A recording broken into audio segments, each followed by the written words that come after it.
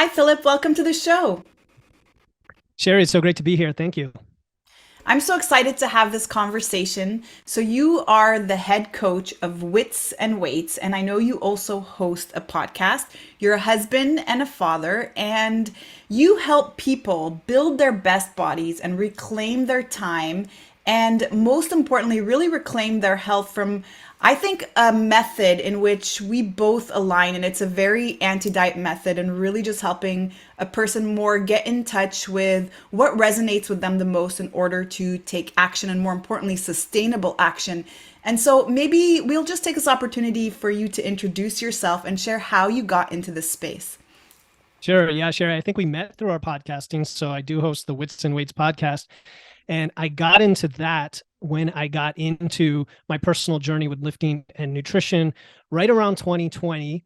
I had one of those crucible moments like we all do when you look in the mirror, you look at your age, you look at your family, you look at your lifestyle, and you're like, something's got to change. I'm just not happy where I am. And it wasn't just about looks. It really was about feeling tired and not feeling very strong. And here I have my kids just a few years, less than 10 years old, and I want to be able to play with them for a long time. So right before the pandemic, I actually decided to do something about it. Now, at the time, I didn't know what that was. I had experimented with all sorts of diets. And even then, I was like, I'm going to go keto. I'm going to go low carb, right? And whatever it was, I didn't know.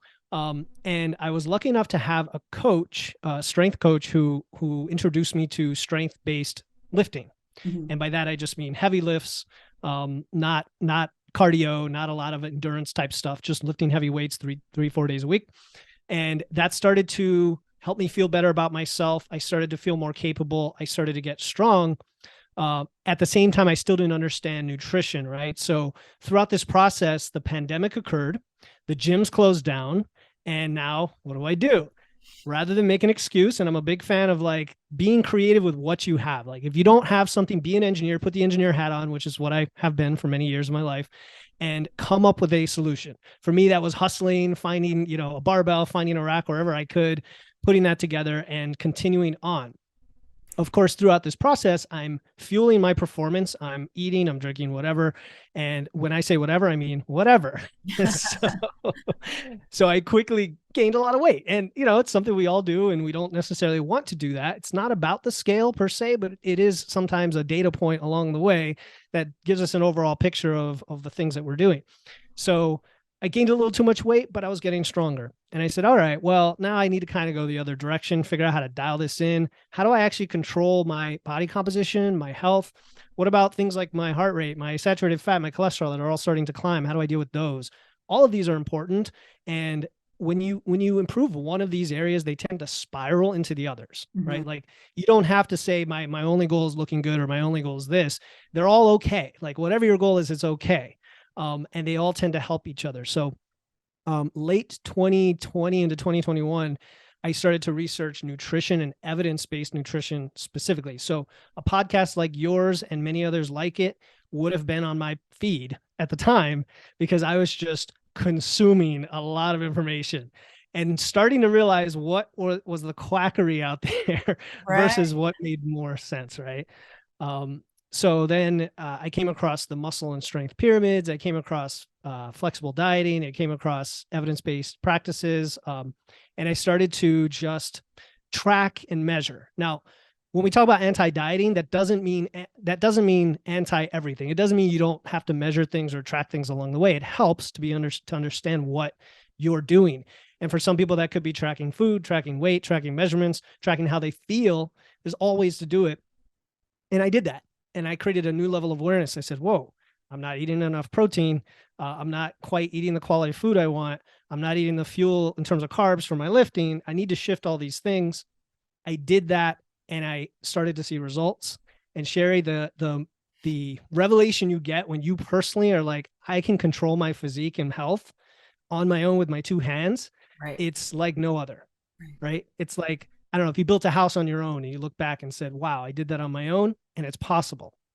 And so I did that. And then late 2021, I decided to start a podcast because I was so excited. And you can hear me. I love to talk, Yeah, right? I I'm love it. already talking a lot.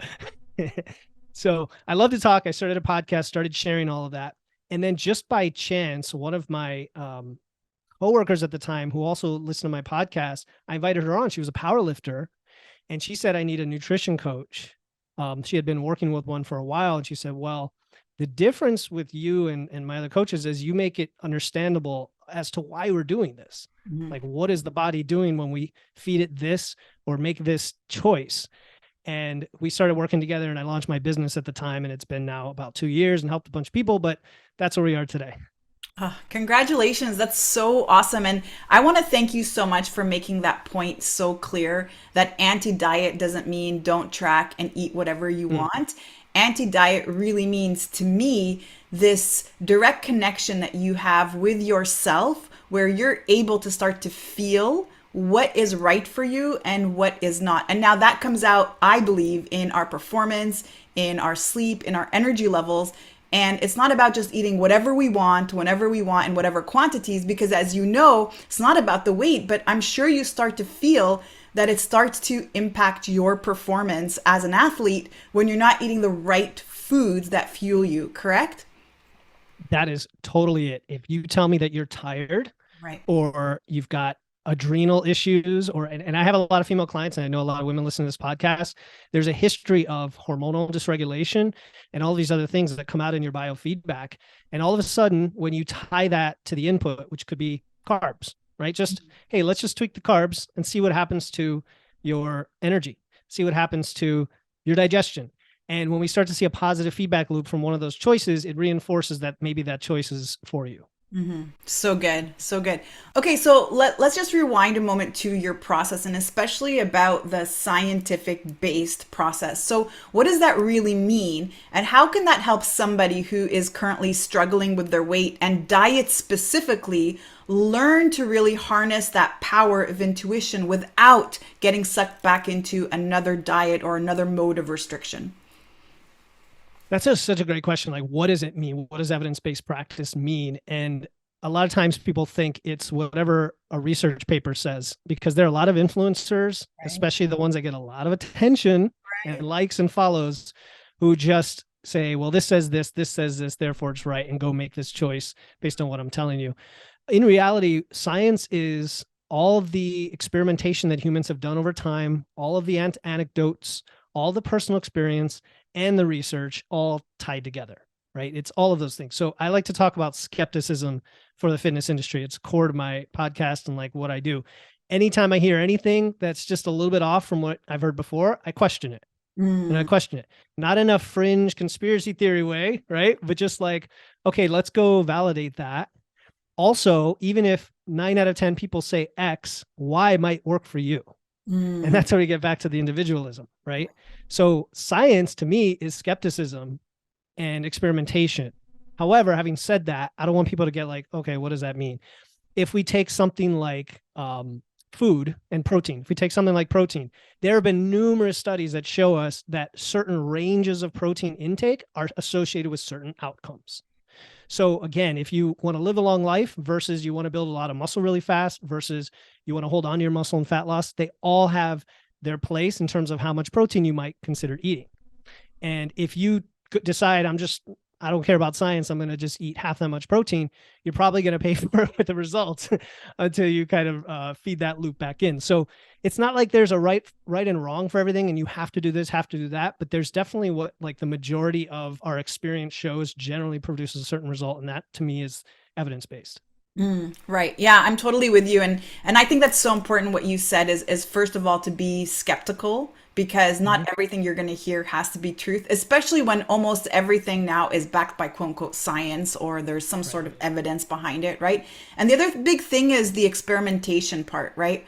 And that I think is what brings us to individualization. So if I hear something that could be effective, before I decide to say I'm going to do this, period, how about I just ask myself, well, what would happen if I just tried this for 30 days and then saw how I felt? And does that work or not for me?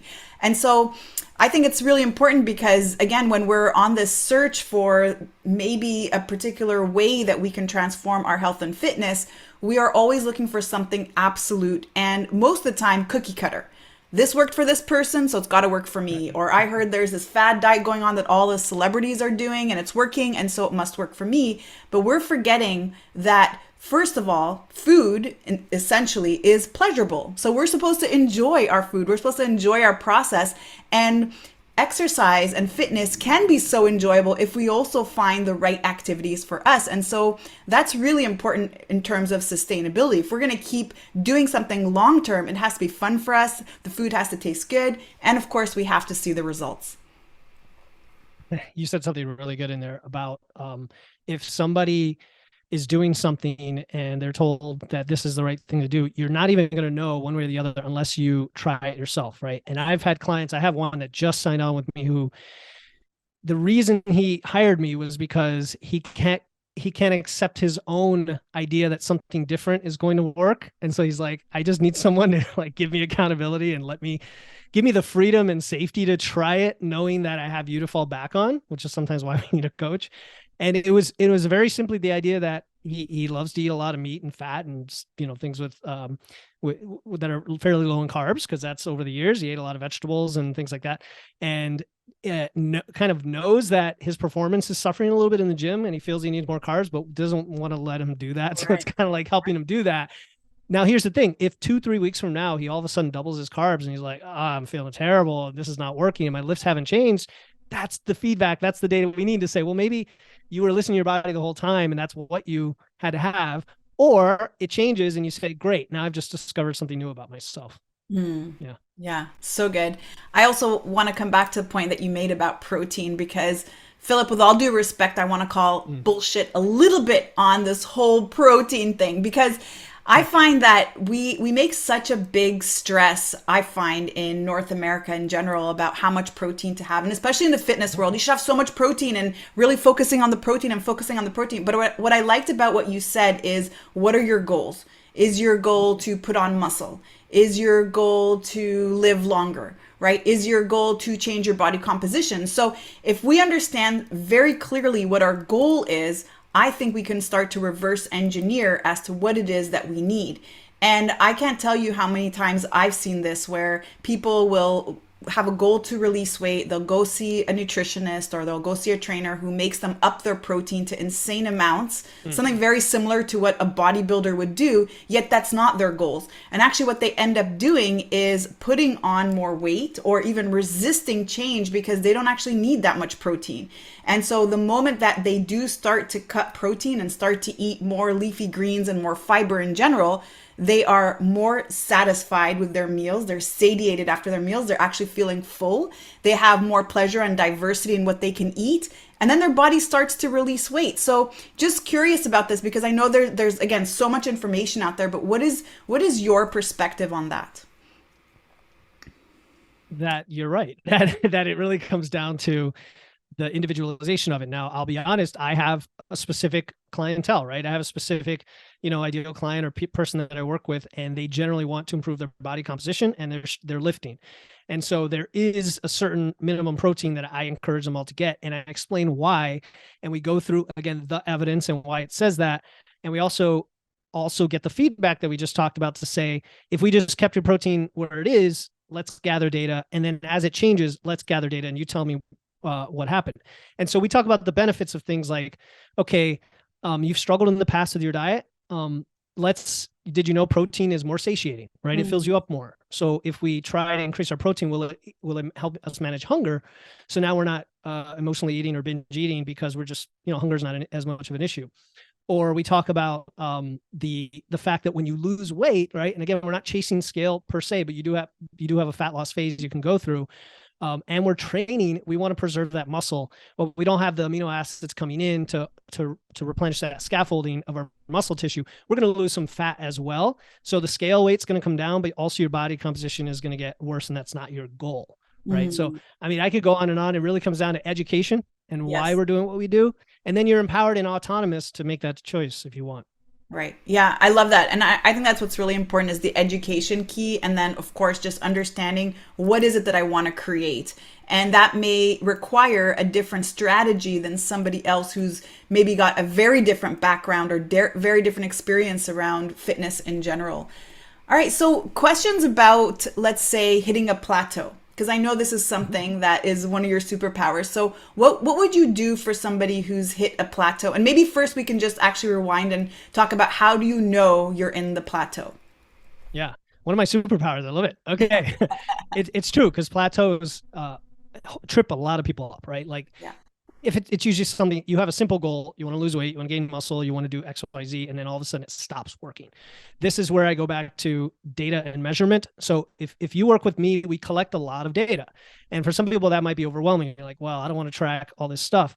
But there's a liberating and there's a freeing aspect to that. If you think of anything, if you think of your budget, if you think of planning for vacation, again, it depends on your mindset and you as an individual, but generally having more information and thinking ahead is going to give you some sense of, okay, a little bit of less stress now because I know what's happening, even though I have the little added effort of having to track all that stuff. So we try to make tracking that stuff as easy as possible, right? With modern technology tools and whatever. So a plateau is just something has stopped working. Well, if you don't have the data, you don't know why. The most common plateau I see is when we start working together and a lot of things are changing at once. You're lifting weights now. You might be moving more. You're upping your protein or shifting things, you're drinking more water, maybe you're getting more sleep and so on. And I don't even like anybody to be in a dieting or fat loss frame of mind when we start anyway. But let's say the first like 8 to 10 weeks, we're starting to get all this stuff leveled out. And then we say, okay, we know we want to change our body composition. So we're going to go in a short fat loss phase here. And we start doing that. And then 3 weeks in, it plateaus. All right. We have to look at what happens. If you just have scale weight, you're going to get, this defeatist attitude of like, it's not working. My body's not responding. Right. My metabolism is broken. It's my age. It's my hormones. And you start going off the deep end with all the reasons. Right. But then I say, well, yeah, we were measuring your waist size too, right? And look, you just dropped 2 inches on your waist. So all of a sudden I see that the scale weight doesn't move. Your waist size goes down. What does that mean? Well, that means you are losing body fat and gaining muscle at the same time. Now, per some of your philosophy, Sherry, and your values of like the non-dieting and all the other stuff and how you feel, you don't have to have those exact data points. You could have the biofeedback and how you look in the mirror and feel. Like if you feel like your pants are looser, you have less body fat, right? And if that's important to you, right? So plateaus are assessing all the data and tweaking or explaining that it's not actually a plateau. Like in that example I just gave you, it's not actually a plateau. It's just you're trusting one data point more than it deserves. Right. Right.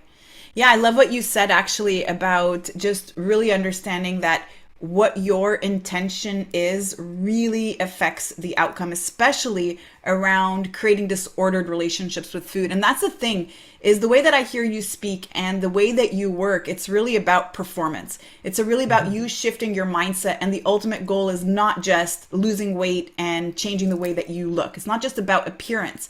And it's not this exchange, every little thing that we do towards our health for that outcome. In fact, the exchange is becoming more strong, becoming autonomous, becoming more empowered through that strength and that transformation in your body, which is ultimately why I use that word athlete and why I call my clients athletes, because it is the mindset. An athlete is not focused on losing weight. I'm not stopping to eat sugar because I'm wanting to lose weight. I'm stopping to eat sugar because, man, I get a crash so quickly in the afternoon and it affects my sleep. And I notice it actually affects my performance and it doesn't really feel great. And that would be the reason to not eat sugar or to avoid sugar versus what the weight says on the scale or how I feel in my body or the size of my body. And that's where really we start to differentiate in the psychology around being an athlete and being a person who's struggling to release weight. Oh, I love that too. And the converse of that is when, say, a client starts to tell me their wins each week and they're all about the fact that, okay, yeah, they had a new PR on their squat, but also that they see foods that used to be emotionally comforting to them or trigger foods. And they're like, I just don't like eating them. Like they don't make me feel great. And when I eat them, my body immediately tells me this is not what it needs. And that to me is so heartening because I know that the emotional tie into food is so prevalent across everybody. And I was like that as well. So the athlete concept is that anybody at any age can be an athlete. Like you put it, athleticism's a mindset or athlete's a mindset. And if we just want to be very visceral about it and physical about it, think of what an athlete does. What do? They train. Right. They train. And what is training? It's skill development and personal improvement. Okay. It's not competing. It's not looking a certain way. So when I say, okay, let's look at all the aspects of what we're doing in our life, and are we improving, and are we taking the steps to get the feedback to improve? That means you're an athlete. So lifting weights, that could be simply you're getting stronger, right? The weight on the bar is going up. It may not be that. It might be another metric. But at the end of the day, if we can focus on that, everything else follows. Like Yes. you said, the food is just this other enjoyable thing, part of an experience of life that fuels our performance. And then guess what? You sometimes could eat more than you ate before once you go through Right. this process and you improve your physical health and have more lean muscle as well. Right. Ah, Yeah. so good. I love it. We're so aligned. And it's interesting because sometimes when I use that term with some of my newer clients and I say, come on, athlete, let's go. They're like, what? Me? Not me. Come on. I'm not an athlete. Right. And we have this misconception about athlete being just somebody who performs at a high level and gets paid a lot of money to do that. Right. Right. But it's really just how I now start to view myself and my body and my performance and really who I am, my value in a very different way. Yeah. And if you're listening to this and you have that self-doubt, like I would just say it out loud, like, I'm an athlete. What would an athlete do? And it Yes. could be in any area of your life. It could be in your relationships, like with your spouse. Like, what would an athlete do to train and get better at my relationship? Right. Because it's not just living life randomly. And, it, I mean, you do live in the moment in the present, but you also look ahead and you make plans to improve. Right. Oh, one quick thing. So back in 2021, I had back surgery, and Ah, I was like, what, a year and a half into my lifting journey. And my whole life I had been overweight and, kind of fluffy or whatever. And I remember going into to the post-op, and the doctor's like, well, it looks like you're recovering pretty quickly, which is pretty typical of athletes. So I'm just going to see you in 6 months. And I'm like, what'd you just say? The right. word athlete. I Right. didn't think of myself as an athlete at the time. And he said that. I'm like, no, no, no, no. And now granted, he was kind of going by maybe physical appearance, but it was also just the general capability, confidence. I maybe seemed younger than I was. Anybody can be an athlete is my point. Ah, so good. What a beautiful story. And it's interesting because this just highlights and reminds us that the way that we view ourselves is not the way that anyone else views us. And especially when we are on that road to fitness or on our health journey in general, what's super interesting is again what we view ourselves, what we see as our limiting beliefs, other people are admiring.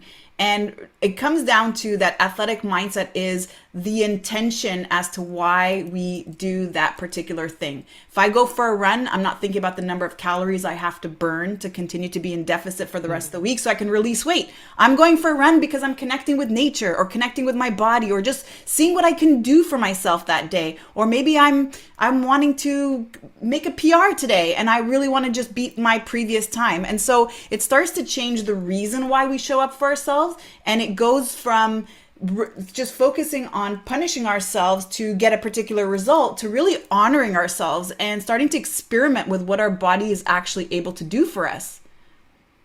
I like your story about not thinking about running for calories burned. You're instead thinking about the other aspects, because with many of my clients who come in wanting to lose weight, and by the way, I don't message myself as like for weight loss. Many of those clients, we end up not dieting at all, and they Mm, actually just lift weights, and they end up getting the benefits they would have gotten if they dieted, and then some, of course. right. Um, but if it can be fun, if it can be accessible, if it can be something you look forward to and enjoy the process, that's where the adherence and the sustainability come in. Because if anything you're doing, you feel like you're being forced to or forcing yourself to do that, that's like a recipe for disaster right there.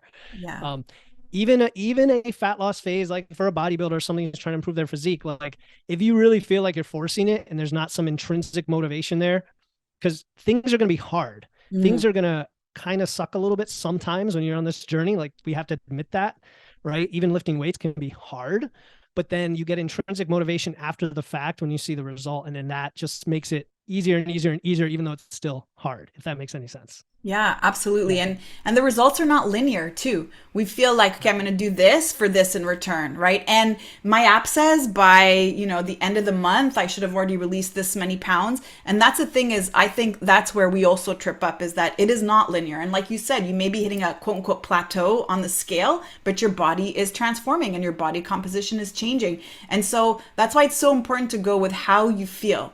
and more importantly, how you're performing. If I know that I'm feeling better, I have more energy and my numbers are going up in the gym and I just feel like I have more stamina and everything around my life is starting to feel easier to do. Even that grocery shopping at Costco, lifting up those big boxes and putting them in the trunk, or running up and down the stairs, or playing with my kids feels so much easier than it did before, then I know that there is a change. And if we're focused just on the scale or just one form of measurement as being that indicator, that's again where we get a little bit tripped up, because if that number doesn't change, it means we're not doing the results or it's not happening quickly enough for us.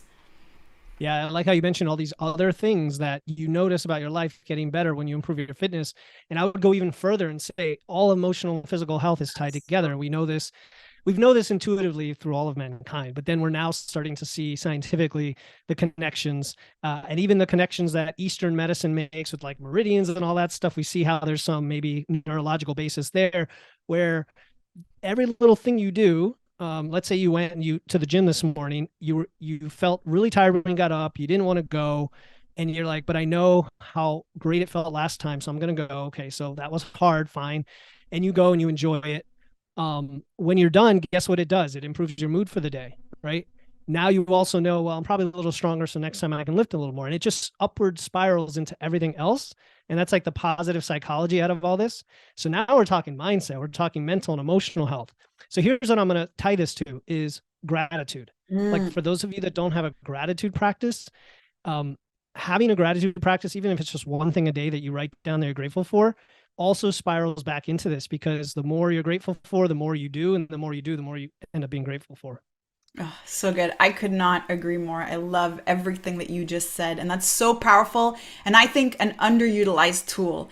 And I have my dark moments too, where I start to think that I'm the victim of everything happening in my world and poor me and why and why. And then, wait a minute, gotta snap myself out of this. I'm so grateful for all the things that I have. I have so much, and not everything that I have today right now at this moment is my right, but it is a blessing and I have to honor that blessing. And so it's so important. And if we do that daily, we'll be able to just come back to that place and really see all the gifts that we have. And so on that note, Philip, I'm super curious about what you would say to somebody who feels very limited by their circumstance. And I know you've heard this probably a lot with your clients, and something I hear often: I'm too old to do that, or it runs in my family and that's why we're obese, or I've tried so many times and it never works, or another story that we're oftentimes telling ourselves that's keeping us where we are. What would you say to somebody who's in that place, holding on to that story? Those are the challenging aspects of coaching right there, Sherry, for sure. If we can crack this, Philip, if we can crack this, we're good. We're good. I mean, I think it comes down a lot of times to reframing. It's just positive reframing. And I see this all the time when my clients submit their check-in and I ask them for their wins for the week. And they say, well, I did this and this, but this, and this. Right. And I'm like, well, first of all, I want you next time to just put something positive in that box. Like, don't even think about anything. When I ask for a win, I just want to win from you. Like, just to kind of say it's okay. Like, it's okay to be proud of yourself. And then the second thing is the language we use, the narrative. Like when we say, I am this, or I was this, or I'm the type of person who does this, or I can't, or even when you say I have to do this, or I need to do this, all that language is taking away choice. And we can switch it into, I choose to do this because X, right? Or I chose to do this. And if you reframe that context, you're like, well, if I did that, I can do it differently next time, right? And then you can say, well, then what if next time happens? What is my plan for that? Where I fill in the blank. I will choose to do this because this, when this happens, when the drinks are flowing, when the appetizer's there at the table, when I'm asked to go on a trip, when there's a buffet, whatever. It's not that I'm not allowed to do this. It's not that I can or can't do this. It's not that this is good or bad. It's just, I choose to do this because. I love it. So good. So good. And I tell also my athletes to change but to and, right? Yes. So I did this and I also am doing this, because that but comes up so quickly. All right. Everyone's got that big but that they have to insert somewhere. I did this, but I still have to do all of that. Right. So we never give ourselves grace. We never get to be in the spotlight of our success. And we have to start changing that. And whatever we say about ourselves is truth. That is just the bottom line. However we describe ourselves is true. Whatever we feel is our limitation because we keep saying that over and over again, it's true. If I keep saying I'm not a morning person, I just am not a morning person, I never was. Well, how can I ever be a morning person if I keep saying that to myself? It's true. All right. Yeah, no, I can't add anything to that. It's great. Well, this was so amazing, and I love your energy. I feel like I'm just secretly just taking your energy here because you're so passionate. You show up with this beautiful glow. It's so clear that you're so excited for showing up for yourself and for all your athletes and clients. And so I thank you so much and honor you so much for being that beautiful light for all of us. And so on that note, was there anything else that you wanted to add that you didn't have a chance to do yet? Well, first of all, the energy is mutual, so I feed off of it. It's not like an energy vampire. I don't know if you guys are familiar with that show. Not at all. Yeah, don't worry about it. It's mutual. It's abundance mentality. Anything else I want to share? I'm a big fan of action, right? And sometimes when I go on podcasts or host my own podcast, I get lost in like all this great detail and all these strategies and fun stuff. But if you're listening, you're like, okay, what do I do now? I really like a quote by Epictetus. He's a Stoic philosopher, and he just said, when are you going to demand the best for yourself? Like, you are the only person that can do that. No one else is. I'm not saying no one else cares. A lot of people care, but a lot of people don't, even if you think they do. Right. You are the biggest critic, but you're also the biggest enabler of yourself. So what is the action you're going to take? And if you were going to take any action at all, this is a fitness program, just move. Just get up and move throughout the day, whatever you do. That's a very simple thing, Sherry. I know we, kind of talk about it a lot, but some people just don't. They sit around all day like we're doing right now on this podcast. Get up and just move. So good. Well, first of all, speak for yourself. I was doing like 50 burpees when you weren't looking, Philip. Got it. Yes. Those are fast burpees. I'm telling you. This is awesome, Philip. I really appreciate you so much. And so if somebody wanted to reach out to you to get to know you or maybe ask you a question, where can they go to do that? I would say follow the podcast, Wits and Weights, and then you'll hear plenty of me and you can reach out. You could go to @Wits and Weights on Instagram or my website, witsandweights.com. Amazing. Thank you so much. Thank you, Sherry. It was a pleasure.